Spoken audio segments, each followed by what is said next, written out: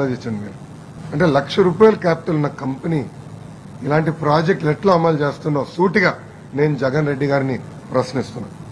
ప్రతిపక్షంలో ఉన్నప్పుడు అన్ని ఆరోపణలు చేసి అధికారంలోకి వచ్చాక అదే పులివెందుల డైరెక్టర్లకు అమ్ముడుపోయావా లోకేష్ నాయుడు?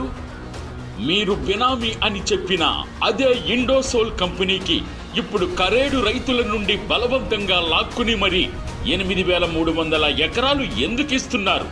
ఆధారాలతో సహా అడ్డంగా దొరికిపోయిన తర్వాత కూడా అవినీతి సొమ్ముకి కక్కుర్తిపడి కరేడు రైతులపైన బీసీవై పార్టీ అధినేత రామచంద్ర యాదవ్ గారిపైన తప్పుడు కేసులు పెట్టి కరేడు ఉద్యమాన్ని అణచివేయాలని చూస్తున్నారంటే అది మీ అధికార అహంకారానికి నిదర్శనం. మీరెన్ని కుట్రలు చేసినా కరేడు రైతులకు న్యాయం జరిగే వరకు బీసీవై పార్టీ పోరాటం ఆగదు.